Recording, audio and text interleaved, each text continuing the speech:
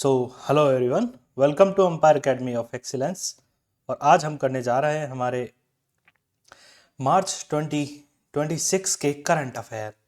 सो channel को कर दीजिए सब्सक्राइब आप अगर पहली बार आए हैं तो, और हमारे चैनल को लाइक कर दीजिए जिससे हमें मोटिवेशन मिलता है।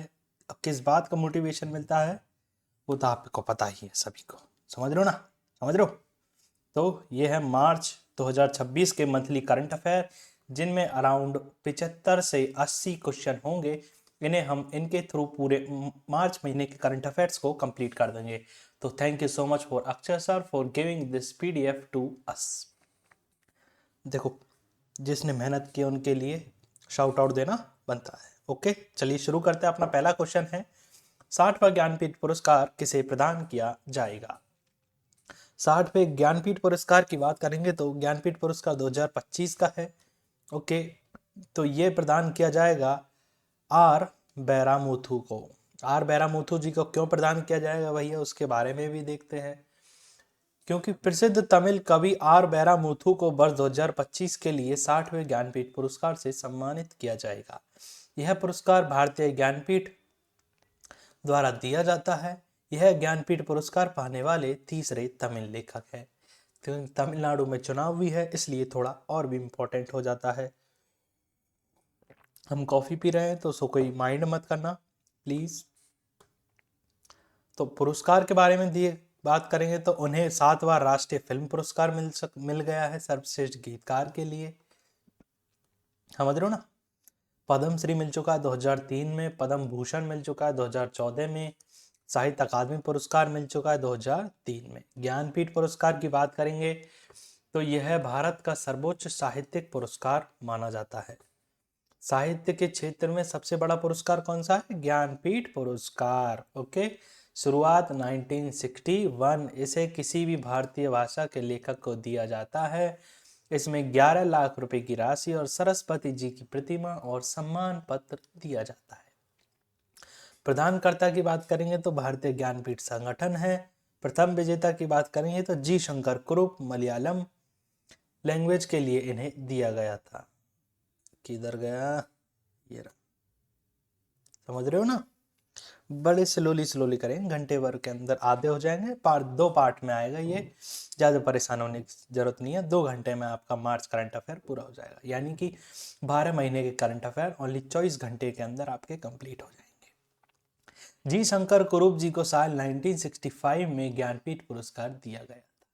यह 59वां ज्ञानपीठ पुरस्कार है। अभी कौन सा है, 60वां। तो है ना। और 59वां किनको दिया गया था, विनोद कुमार शुक्ल जी को, हिंदी साहित्यकार के कवि है।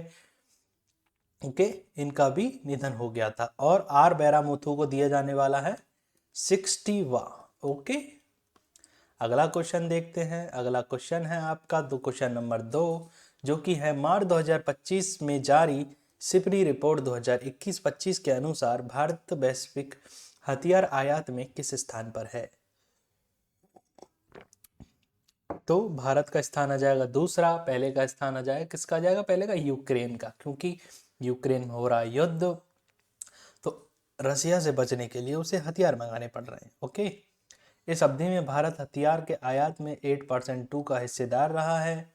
Stockholm International Peace Research Institute SIPRI की एनुअल रिपोर्ट आई है 2021 से 2025 तक के बीच दुनिया का दूसरा सबसे बड़ा हथियार आयातक रहा है।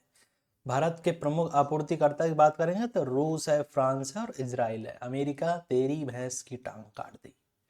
पहले अमेरिका भी था लेकिन गद्दारी कर दिया, इसीलिए वाट लगा दी। विश्व स्तर पर हथियार आयात 2021-2025 के सबसे बड़े हथियार आयातक देश भारत, यूक्रेन, सऊदी अरब, कतर, पाकिस्तान, इन दोनों की तो तरीके से लंका लगा दी। ये चाइनीज माल खरीदता है, इसलिए ये लपेटे में आता है। ओके, भारत सबसे ज्यादा हथियार किससे खरीदता है, रूस से, फ्रांस से खरीदता है 29%, 15% इजराइल से खरीदता है। अमेरिका दुनिया का सबसे बड़ा हथियार निर्यातक देश है, लगभग 42% निर्यात अमेरिका ही करता है पूरी दुनिया को। इसके बाद फ्रांस और रूस आते हैं। सिपरी की बात करेंगे तो सिपरी है Stockholm International Peace Research Institute. यह एक वैश्विक अनुसंधान संगठन है। यह हथियारों के व्यापार, सैन्य खर्च और वैश्विक सुरक्षा पर डेटा और रिपोर्ट जारी करता है। स्थापना की बात करेंगे तो 1966 में, और मुख्यालय कहाँ है? स्टॉकहोम, स्वीडन में। बताओ ज्ञानपीठ पुरस्कार सबसे पहले कब से स्टार्ट हुए थे? 1961 से। पहला किसको दिया गया था? बताओ कब दिया गया था? 1965 में दिया गया था। बताओ किसको दिया गया था? अभी पढ़ा था ना अपन ने, शंकर जी कुरूप, जी शंकर कुरूप, सॉरी। प्रथम विजेता शंकर जी को याद कर लेना, सबसे पहले शंकर जी, क्योंकि सबसे बड़े हेड ऑफिस तो शंकर जी के पास ही है। अरे मैन जो प्राइम मिनिस्टर है पूरी दुनिया के, वो तो शंकर जी ही है ना, है ना। तो शंकर जी को मिला था पहली बार 1965 में, और शुरू कब हुए थे ज्ञानपीठ पुरस्कार? 1961 में। ओके।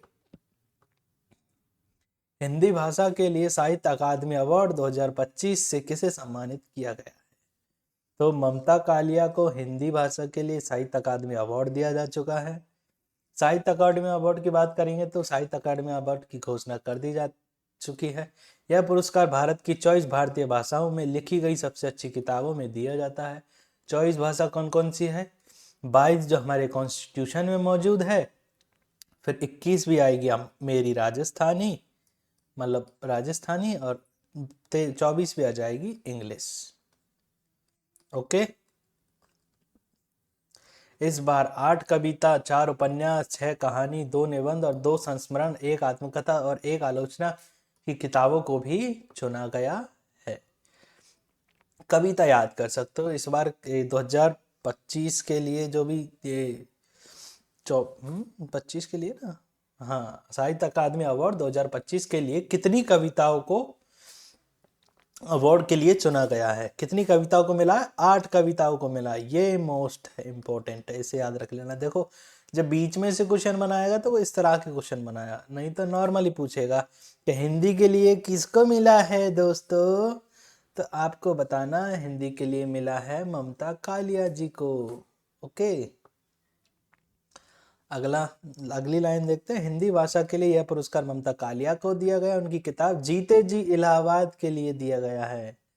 क्या नाम है किताब का? जीते जी इलाहाबाद। यह पुरस्कार 31 मार्च 2026 को नई दिल्ली में एक कार्यक्रम में दिए गए थे।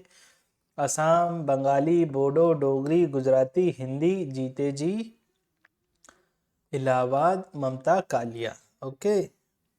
और अंग्रेजी में के लिए क्रिम्सन स्प्रिंग, नवतेज सरना। तो फिर आ जाता है कोंकणी, मैथिली, मलयालम, मणिपुरी, मराठी, नेपाली, उड़िया, पंजाबी, राजस्थानी, संस्कृत। संस्कृत के लिए याद देखना, महोपाध्याय साधु भद्रेश दास। ओके। इनको दिया गया संस्कृत भाषा के लिए।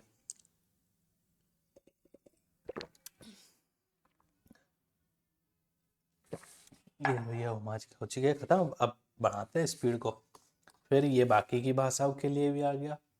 अपन ने देख लिया, हिंदी के लिए देख लिया, ममता कालिया जी को दिया गया है।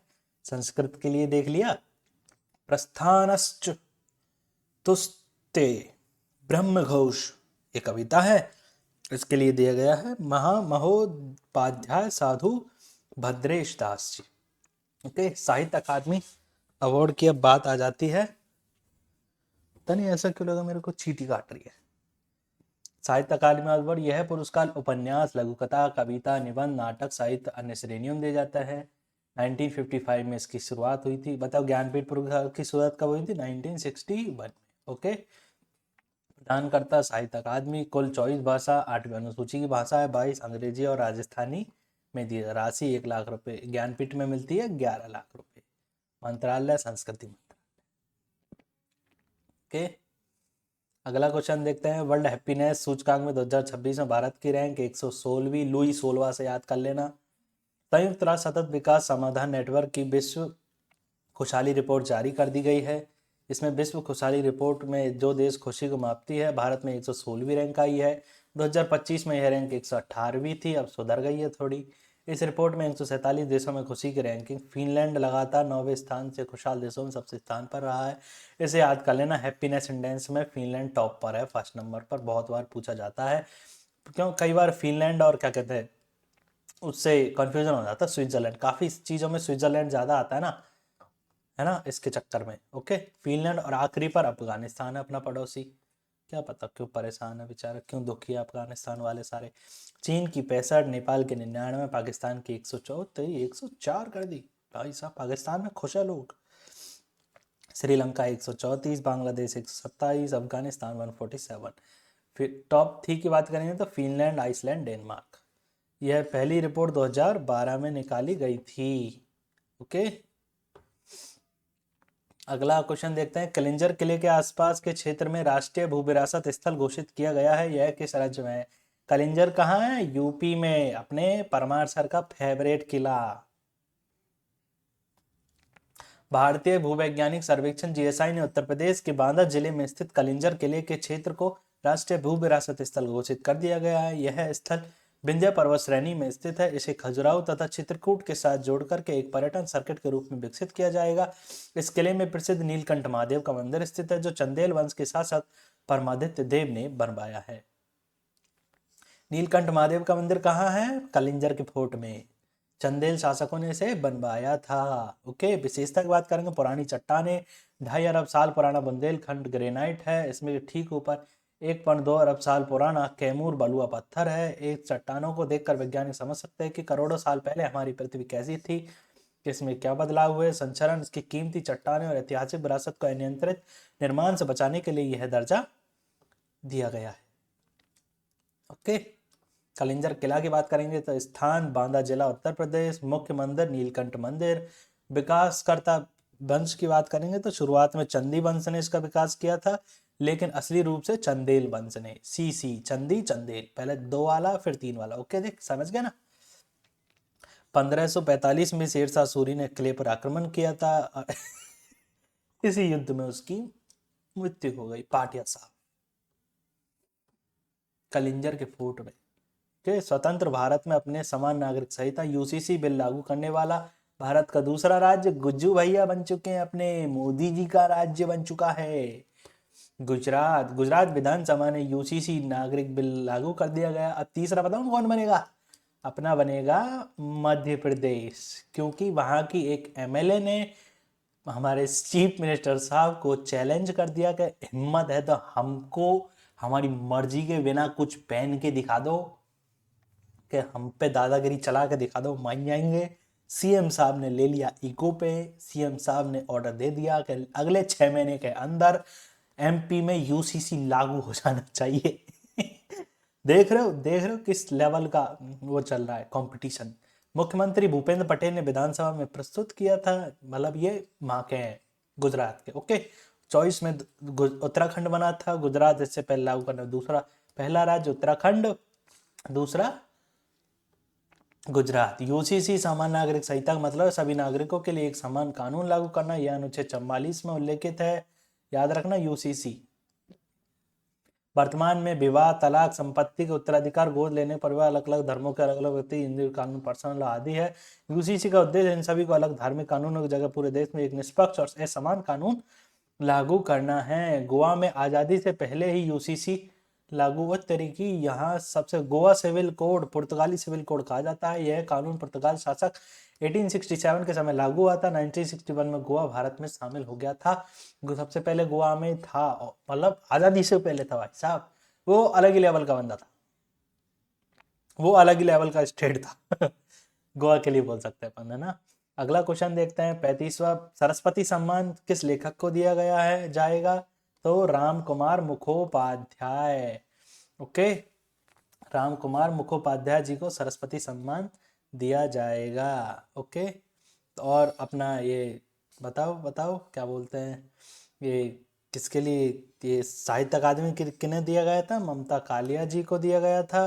ज्ञानपीठ पुरस्कार किसे दिया गया था? आर बैरामुथु जी को दिया गया था। और संस्कृत के लिए साहित्य अकादमी पुरस्कार महामहोपाध्याय साधु भद्रेश दास जी को दिया गया था। और अगला अपन ने देख रहे हैं सरस्वती सम्मान किसे दिया गया है, राम कुमार मुखोपाध्याय। सरस्वती स र फोर राम जी, राम कुमार मुखोपाध्याय।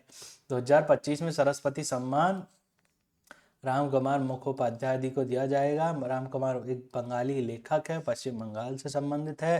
बंगाली उपन्यास हारा पर्वती कथा के लिए दिया जाएगा, क्योंकि बंगाल में भी अभी चुनाव चल रहे हैं और ममता दीदी सभी की लंका लगा रही है, पता नहीं क्यों दादागिरी सी चल रही है।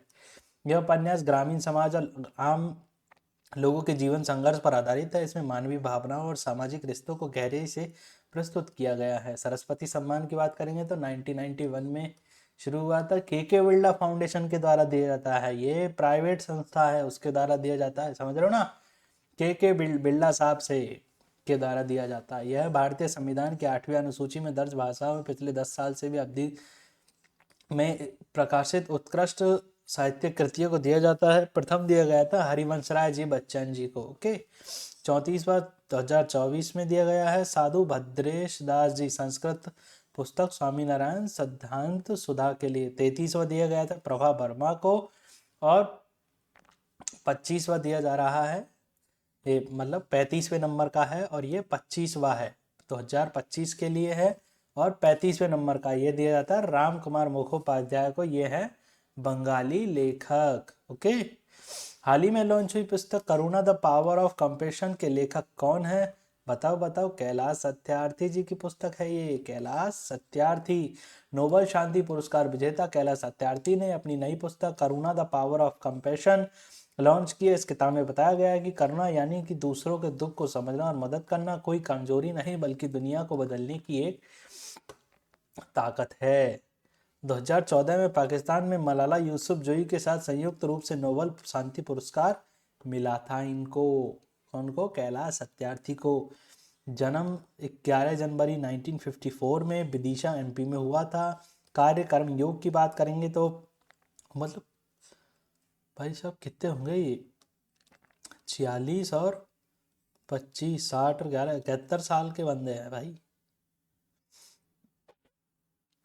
बचपन बचाओ आंदोलन बीबीए के संस्थापक हैं। बचपन बचाओ आंदोलन कैलाश सत्यार्थी, ये इंपॉर्टेंट हो सकता है। यही सॉरी दोस्तों, मेरे फेफड़े बाहर आ गए।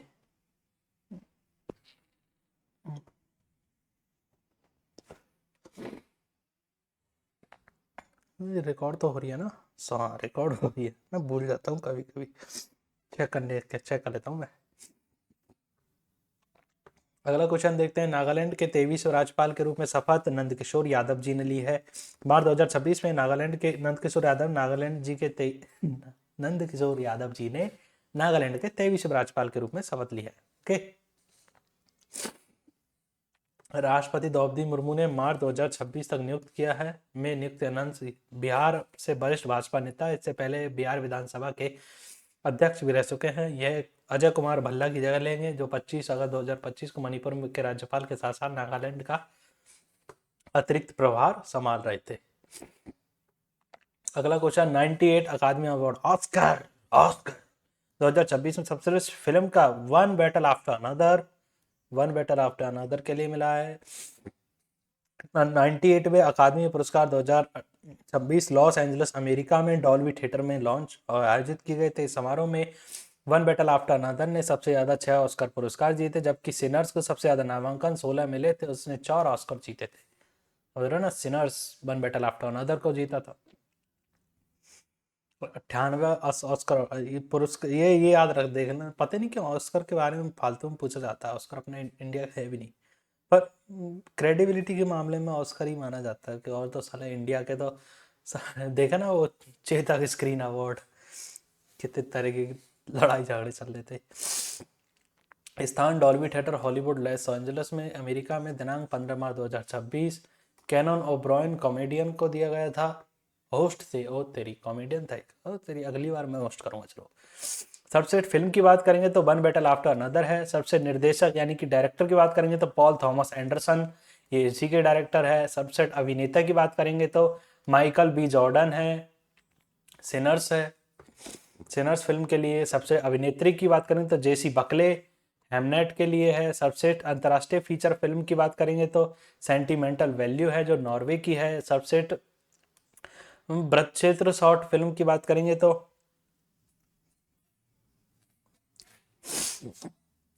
ऑल द एम्प्टी रूम है। सबसे एनिमेशन शॉर्ट फिल्म की बात करेंगे the girl who cried pearls. सबसे कास्टिंग हो तेरी नई श्रेणी इंट्रोड्यूस की है कास्टिंग डायरेक्टर्स की। और क्रेसेंडा कुलुकिंडिस वन बेटर आफ्टर अनदर के लिए ही ये पुरस्कार मिला है। ऑस्कर के बारे में जानने के, इसका ऑस्कर के नाम से जाना जाता है क्योंकि ऑस्कर जो क्या कहते हैं वहाँ पे जो जैसे अकादमी अवार्ड था ना, उसका जो क्या बोलते हैं सिक्योरिटी गार्ड वगैरह था, है ना, जो ऑस्कर की ट्रॉफी वगैरह देते थे तो वो बोलते हैं कि ये ट्रॉफी ना उसके अंकल जैसी दिखती है, अंकल का नाम था ऑस्कर, तो इसी के हिसाब से उसका नाम भी ऑस्कर रख दिया। पहली बार 16 मई 1929 को दिए गए थे। Academy of motion pictures art and sciences AMPAS द्वारा हर साल दिए जाते हैं। केंद्रीय गृह मंत्री अमित शाह द्वारा नई दिल्ली में जनगणना 2027 के लिए लॉन्च शुभांकर भाई साहब प्रगति और विकास लॉन्च किए। प्रगति महिला के लिए, विकास पुरुष के लिए। ओके, गृह मंत्री अमित शाह ने जनगणना 2027 के लिए 4 डिजिटल टूल और 2 शुभांकर मैस्कॉट लॉन्च किए गए। शुभांकरों का नाम प्रगति महिला और विकास पुरुष है। इसे सीडैक ने विकसित किया है। 2027 की जनगणना पूरी तरह से डिजिटल जनगणना होगी। इस जनगणना के लिए 30 लाख से अधिक प्रगणक और अधिकारी पूरे देश में कार्य करेंगे। 2027 की जनगणना की बात करेंगे तो ये भारत की 16वीं जनगणना होगी। आज़ादी के बाद 8वीं जनगणना होगी। जनगणना 2027 में 2 चरणों में कंप्लीट होगी। पहला चरण 1 अक्टूबर 2026 को शुरू होगा। इस चरण में लद्दाख, जम्मू कश्मीर, हिमाचल प्रदेश, उत्तराखंड की जनगणना की जाएगी। दूसरा चरण 1 मार्च 2027 को शुरू होगा। इस चरण में पूरे भारत में जनगणना की जाएगी। 2027 की जनगणना की मुख्य बातें की बात करेंगे 2011 के बाद पहली जनगणना होगी और 2011 के बाद पहली जाति आधारित जनगणना को जोड़ा गया है। यानी पहले जाति आधारित जनगणना नहीं होती थी, पहली बार होगी जो जाति आधारित जनगणना होगी। यह पहली डिजिटल जनगणना भी है। इसे स्वगणना की सुविधा भी होगी और 1.3 लाख जनगणना कर्मी डिजिटल डिवाइस के से डेटा इकट्ठा करेंगे। समझ रहे हो ना, एकदम डिजिटल सिस्टम चलेगा पूरा। आईसीसी T20 वर्ल्ड कप 2026 के फाइनल मैच में मैन ऑफ द मैच का खिताब किसे जीता? जसप्रीत बुमराह। आईसीसी T20 विश्व कप 2026 का खिताब भारत ने न्यूजीलैंड को हराकर जीता था। फाइनल में नरेंद्र मोदी स्टेडियम अहमदाबाद गुजरात में खेला गया था। भारत ने पहले बल्लेबाजी करते हुए 20 ओवर में 255 में 5 रन बनाए, जबकि न्यूजीलैंड ने टीम 159 पर ऑल आउट कर दिए थे। सॉरी दोस्तों, हंसी आ गई। जसप्रीत बुमराह ने 4 विकेट 4 पंद्रह लेकर मैन ऑफ द मैच का खिताब जीता, जबकि संजू सैमसन ने player of the match Jasprit Bumrah, player of the tournament Sanju Samson. Bharat की पहली बार T20 बस को जीतने वाली पहली टीम बन गई है। लगातार 3 बार T20 वर्ल्ड कप जीतने वाली पहली टीम, लगातार 2 बार जीतने वाली 2 भी पहली बन चुकी है। मुख्य विजेता टीम के कप्तान सूर्य कुमार यादव चल रहे हैं। मुख्य कोच गौतम गंभीर है। Player of the match Jasprit Bumrah और player of the tournament Sanju Samson. और उप विजेता न्यूजीलैंड के कैप्टन की मिशेल सेंटनर। आईसीसी पुरुष T20 वर्ल्ड कप की बात करें 2026 की बात करें तो यह आयोजन 7 फरवरी 2026 से 8 मार्च 2026 तक हुआ था। भारत और श्रीलंका में होस्ट किया था। यह पुरुष T20 वर्ल्ड कप का 10वां संस्करण था। कुल 20 टीमें और 55 मैच हुए थे। पहला टूर्नामेंट 2007 में दक्षिण अफ्रीका में हुआ था, जिसे भारत ने ही जीता था। समझ रहे हो ना। मार्च 2026 में आयोजित अभ्यास लामिटिए 2026 भारत और किस देश के बीच हुआ था?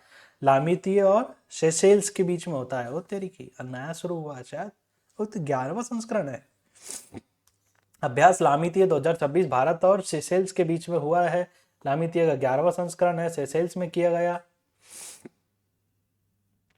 यह अभ्यास 9 मार्च से सेशेल्स डिफेंस एकेडमी में आयोजित हुआ था। इसका मुख्य लक्ष्य अर्ध शहरी क्षेत्रों में शांति स्थापना, आपसी तालमेल, हिंद महासागर क्षेत्र में समुद्री सुरक्षा को मजबूत करना।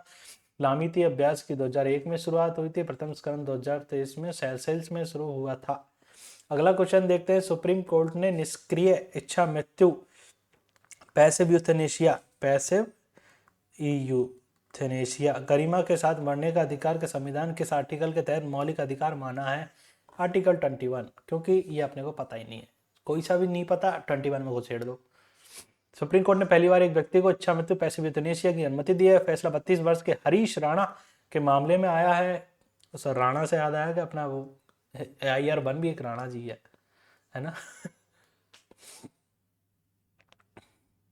बरसों से परसिस्टेंट वेजिटेटिव स्टेट कोमा जैसी स्थिति में था, जिसे पीठ जस्टिस बेपी पारदीवाला और जस्टिस KV विश्वनाथ के द्वारा बेंच किया गया था। कोर्ट ने जीवन रक्षक उपचार हटाने तो अनुमति दी। इस निर्णय गर्मी के साथ मरने का अधिकार 21 के अंतर्गत इच्छा मृत्यु का मतलब है जब जीवन रक्षा उपचार वेंटिलेटर फीडिंग ट्यूब को वापस ले लिया जाता है, रोक दिया जाता है। इससे मरीज की मृत्यु प्राकृतिक बीमारी के कारण होती है, न कि किसी प्रत्यक्ष चिकित्सा कार्यवाही के द्वारा। सक्रिय इच्छा मृत्यु घातक इंजेक्शन देना भारत में अवैध है, समझ रहे हो ना। भारत के 94 शतरंज ग्रैंड मास्टर और पूर्वोत्तर के सबसे पहले शतरंज ग्रैंड मास्टर कौन बने? पूर्वोत्तर से आए भाई साहब मयंक चक्रवर्ती की बात करेंगे तो भारत के 94 शतरंज ग्रैंड मास्टर मयंक चक्रवर्ती बने हैं। भारत के 94 ग्रैंड मास्टर असम और पूरे पूर्वोत्तर के पहले ग्रैंड मास्टर बन चुके हैं। इन्होंने स्वीडन के स्टॉकहोम में आयोजित 8वें GM टूर्नामेंट में अपना तीसरा और अंतिम ग्रैंड मास्टर मानदंड हासिल किया। उन्होंने फीडे द्वारा 2500 की रेटिंग उनको पार कर लिया, समझ रहे हो ना। भारत के शतरंज ग्रैंड मास्टर 93 बने हैं। आरब डेंगला 92 थे। आर्यन वार्ष्णेय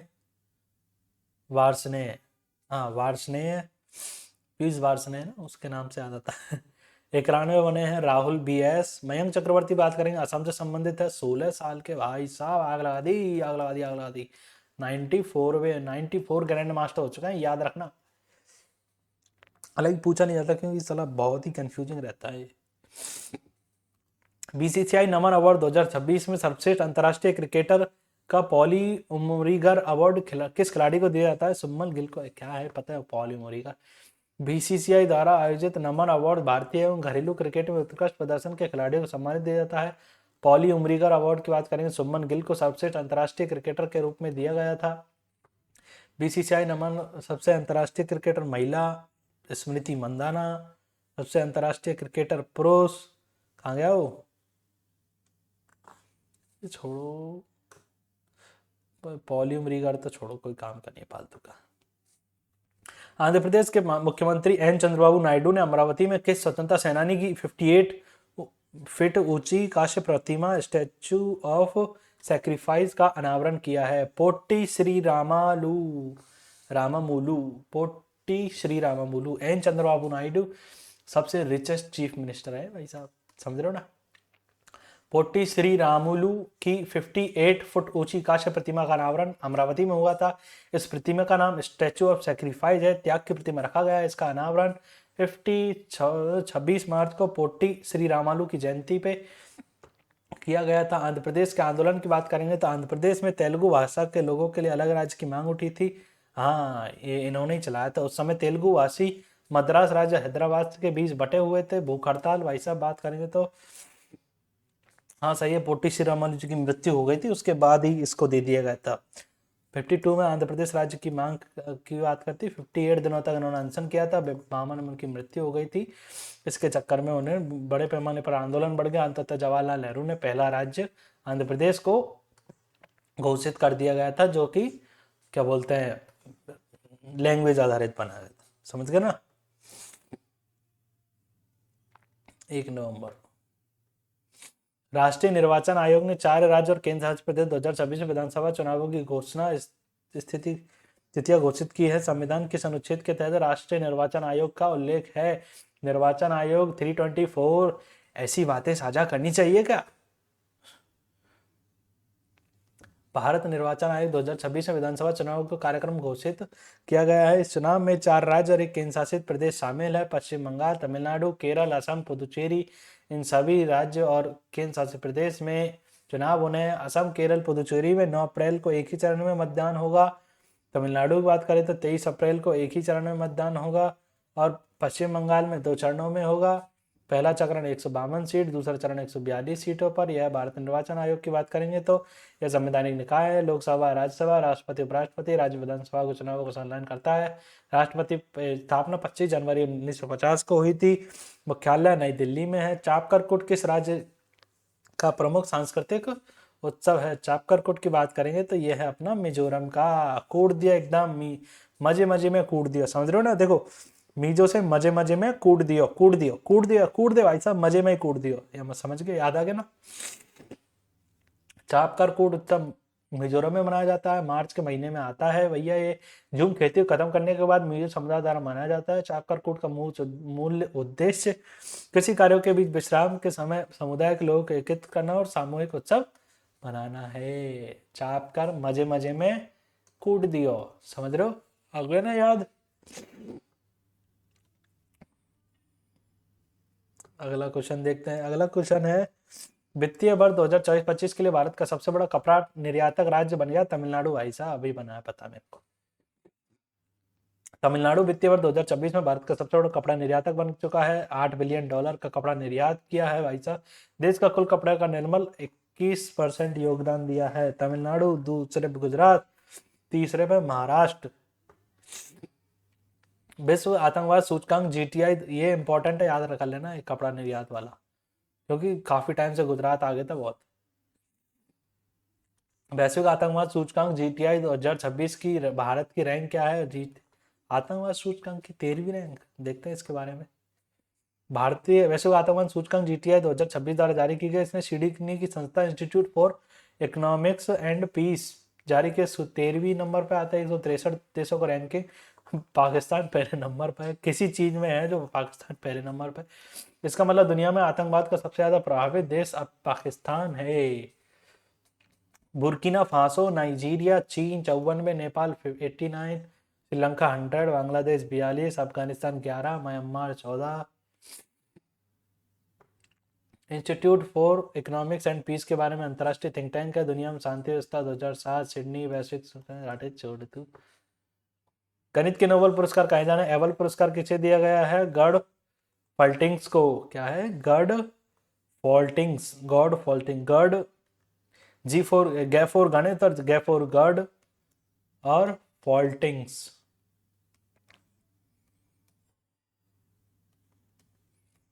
समझ रहे हो ना?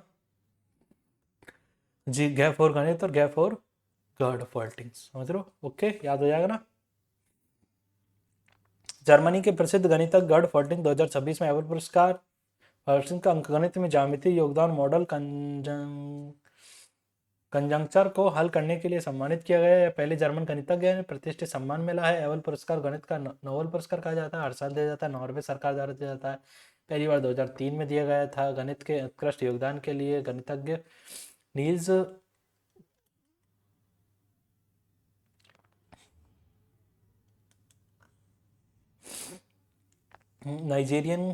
नॉर्वेजियन गणितज्ञ नील्स हेनरिक एवल के नाम पर दिया जाता है। 7.5 मिलियन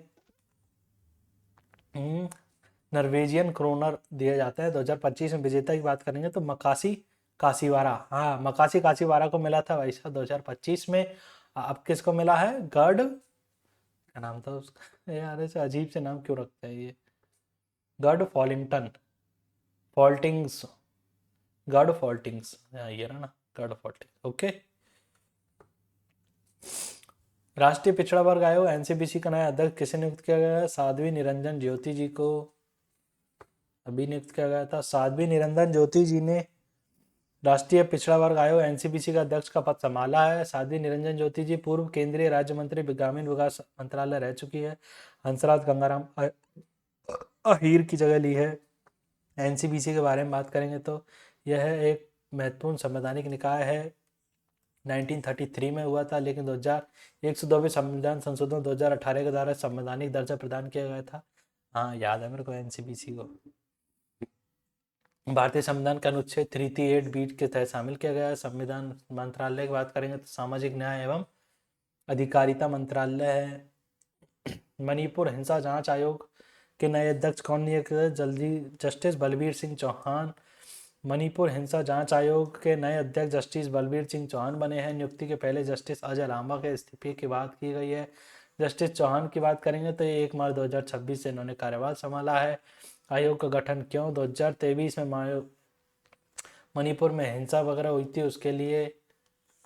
छोड़ो छोड़ो, बलबीर सिंह चौहान याद रखना तो बस।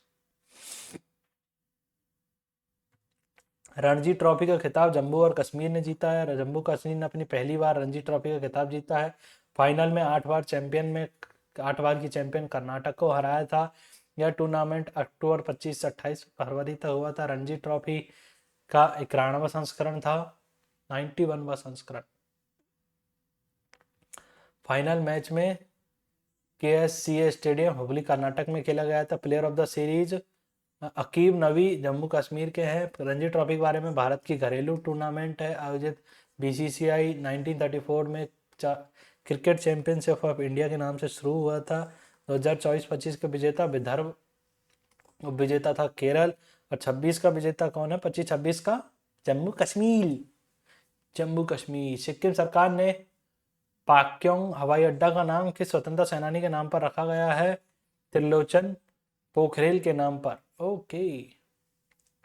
सिक्किम के पाक्योंग हवाई अड्डे का नाम बदलकर स्वतंत्रता सेनानी त्रिलोचन पोखरेल के नाम पर रखा जाएगा। यह घोषणा मुख्यमंत्री प्रेम सिंह तमांग ने की है। पाक्योंग हवाई अड्डा सिक्किम के पाक्योंग जिले में स्थित है। यह गंगटोक से लगभग 30 किलोमीटर की दूरी पर एक पहाड़ी क्षेत्र में बना हुआ एक राज्य का एकमात्र हवाई अड्डा है। त्रिलोचन पोखरेल की बात करेंगे तो यह त्रिलोचन पोखरेल को सिक्किम का प्रथम स्वतंत्रता सेनानी माना जाता था। यह लोग गांधी पोखरेल के नाम से बुलाते हैं। उन्होंने स्वतंत्रता आंदोलन के दौरान सिक्किम के राष्ट्रवादी विचारों को फैलाने में अहम भूमिका निभाई थी। ऑस्ट्रेलिया की कप्तान एलिसा हेली ने अपना अंतरिम एक दिवसीय ODI मैच किस टीम के खिलाफ खेला था? भारत के खिलाफ। ओह। ऑस्ट्रेलिया की कप्तान एलिसा हेली, फीमेल की बात कर रहे हैं। ऑस्ट्रेलिया की कप्तान एलिसा हेली ने अपने अंतिम एक दिवसीय मैच में भारत के खिलाफ 158 रन बनाए। ऑस्ट्रेलिया कप्तान एलिसा हेली ने 98 गेंदों पर 158 रन बनाए। यह मैच ब्लेरे ओवल तस्मानिया में खेला गया था। ऑस्ट्रेलिया बनाम भारत महिला का तीसरा एक दिवसीय मैच में परिणाम, ऑस्ट्रेलिया ने सीरीज 3-0 से जीती। Clean sweep. और शिट। यह ऑस्ट्रेलिया महिला क्रिकेट टीम की कप्तान और विकेटकीपर बल्लेबाज है। मैन लिनिंग के संन्यास के बाद 2023 में कप्तानी संभाली थी। एलिसा हेली को 2019-18 में ICC महिला T20 cricketer of the year का पुरस्कार मिल चुका है भाई साहब। महात्मा द ए ग्रेट कम्युनिकेटर संचारक पुस्तक विमोचन मनसुख मांडविया। खेल मंत्रालय, खेल मंत्री, युवा कार्यक्रम एवं खेल मंत्री मनसुख मांडविया ने महात्मा ए ग्रेट कम्युनिकेटर नाम की पुस्तक का दिल्ली में विमोचन किया था भैया। इस किताब को धीरज काकड़िया ने लिखा है, जो आकाशवाणी के अतिरिक्त महानिदेशक है, आकाशवाणी ऑल इंडिया रेडियो। पुस्तक की बात करेंगे तो यह पुस्तक महात्मा गांधी के विचार, संचार कौशल पर, कम्युनिकेशन स्किल्स पर आधारित है। यह स्वतंत्रता आंदोलन में गांधी जी के प्रभाव और संवाद शैली को दर्शाता है। प्रकाशक भाषाएं अंग्रेजी, हिंदी और गुजराती में इसका ट्रांसलेशन किया गया था। 29 नंबर क्वेश्चन बात करेंगे तो आंध्र प्रदेश में मानव वन्यजीव संघर्ष को कम करने के लिए कौन सा प्रोजेक्ट लॉन्च किया गया है? प्रोजेक्ट हनुमान। आंध्र प्रदेश में मानव वन्यजीव संघर्ष को कम करने के लिए प्रोजेक्ट हनुमान जी लॉन्च किया गया है। आंध्र प्रदेश से कौन से अपने एक्टर आते हैं? पुष्पा, झुकेगा नहीं लाला, है ना, तेलुगु, समझ रहे हो ना। अगला, आंध्र प्रदेश के उप मुख्यमंत्री पवन कल्याण ने वन्यजीवों की सुरक्षा के लिए प्रोजेक्ट हनुमान लॉन्च किया गया है।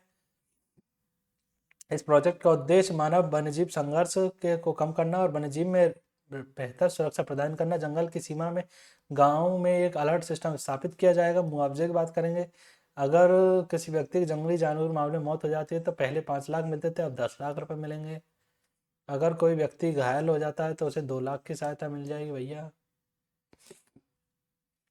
पात्र निर्माता आयतन की योजना किस संस्थान द्वारा लॉन्च की गई है भैया? केंद्र अप्रत्यक्ष कर एवं सीमा शुल्क बोर्ड, CBIC। पात्र निर्माता आयतक EMI योजना, सॉरी EMI। सीबीआईसी ने पात्र निर्माता आयतक ईएमआई के नाम से एक योजना शुरू की है। वित्त मंत्री निर्मला सीतारमण जी ने केंद्रीय बजट 26-27 में इसकी घोषणा की थी। इसके योजना के तहत पात्र निर्माता बंदरगाह पर सीमा शुल्क का तुरंत भुगतान किए बिना अपने आयात माल गुड्स की निकासी करवा सकते हैं। इसके बजाय इस शुल्क का भुगतान बाद में हर महीने कर सकते हैं। समझ रहे हो ना, समझ रहे हो। यह मुख्य लक्ष्य विश्वसनीय निर्माताओं के नकदी प्रवाह, कैश फ्लो और कार्यशील पूंजी में सुधार करना है। इससे व्यापार में सुगमता, ईज ऑफ डूइंग बिजनेस, घरेलू विनिर्माण, निर्यात को बढ़ावा मिल सके। यह निर्माताओं के लिए है जो सीमा शुल्क और जीएसटी के नियमों का कड़ाई से पालन करते हैं और जिनका टर्नओवर, वित्तीय स्थिति भी अच्छी है। यह योजना 31 मार्च 2028 तक वैध रहेगी। सीबीआईसी के बारे में, यह भारत की शीर्ष है जीएसटी अप्रत्यक्ष करों का। देखो डायरेक्ट बोर्ड में आता है अपना ये इनकम टैक्स वगैरह, सीबीआईसी इनडायरेक्ट टैक्स में आ जाए, इनडायरेक्ट टैक्स एंड कस्टम में आता है अपना ये जीएसटी फीएसटी और सीमा, समझ रहे हो ना। वित्त मंत्रालय 1954 केंद्रीय सीबीईसी का जानता था, सीमा शुल्क बोर्ड। अब जीएसटी सीबीआईसी कर दिया गया 2018 में। जीएसटी लागू होने के बाद, कब हुआ था जीएसटी लागू? 1 जुलाई 2017 को। अध्यक्ष की बात करेंगे तो विवेक चतुर्वेदी जी इसके अध्यक्ष हैं। आईसीसी टी20 वर्ल्ड कप इतिहास में सबसे तेज शतक लगाने वाला बल्लेबाज फिल एनल किस देश से है? फिल एनल न्यूजीलैंड से भैया। आईसीसी वर्ल्ड कप 2026 में फिल एनल ने 33 गेंदों में शतक लगाया था, सबसे तेज शतक बनाया। पहले क्रिस गेल के नाम पे था भैया। क्रिस गेल ने 47 गेंदों में, अब 33.5 में लगा दिया तो। कोलकाता में ईडन गार्डन में सेमीफाइनल में 170 रन से पीछा करते हुए दक्षिण अफ्रीका को 9 विकेट से हराया था। मात्र 12 ओवर में ही यह लक्ष्य हासिल कर लिया गया। और तेरी आईसीसी पुरुष टी20 वर्ल्ड कप 2026 के बाद 7 फरवरी से 8 मार्च तक भारत श्रीलंका में होते। टी20 के 10वें संस्करण में 20 टीमें 55 मैच हुए थे। भारत पिछला विजेता डिफेंडिंग चैंपियन बना था। पिछला भी भारत ने जीता था, इस बार भी भारत ने जीता था। विश्व मोटापा एटलस 2026 के अनुसार बच्चों में अधिक वजन मोटापे के मामले में विश्व भारत का कौन सा स्थान है? दूसरा। पहला किसका है? चीन का। तीसरे पे अमेरिका भी तो है।